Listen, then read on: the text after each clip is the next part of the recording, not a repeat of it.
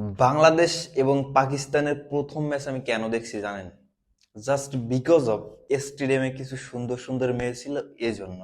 আর নাইলে ভাই আমি কি জন্য ম্যাচ দেখবো? এখানে স্যার শামীম হোসেন পাটোয়ারি বাংলাদেশের হয়ে বেস্ট বোলার, যেখানে রিশাদের ব্যাটিং এ নেমে হাফ সেঞ্চুরি করার কথা সেখানে বোলিং এই করতেছেন হাফ সেঞ্চুরি। যেখানে অনেক বছর পর লিটন দাস একটা কামব্যাক দিল, বাট ম্যাচটা হারলো। এটা আপনার মানতেই হবে, বাংলাদেশ ক্রিকেট বোর্ড এখন মৃত্যুর মুখে।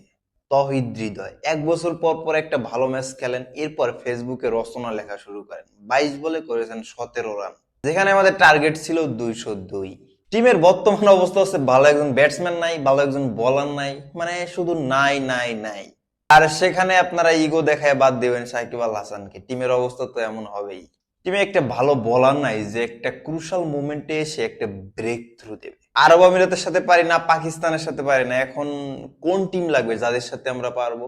এরপর আনতে হবে হচ্ছে উগান্ডা, নামিবিয়া, এদের সাথে সিরিজ খেলতে হবে, তাহলে আমরা জিততে পারবো। এখন যদি আমরা বলি যে জিম্বাবুয়ের সাথে সিরিজ পাতাবো যে আমরা আমাদের সোনার ছেলেদের ফর্মে ফেরানোর জন্য, এখন আর এটা পসিবল না। এখন জিম্বাবুয়ের সাথে পারবে না, কারণ টিমের ভিতরে হচ্ছে নাই নাই নাই, কিছুই নাই।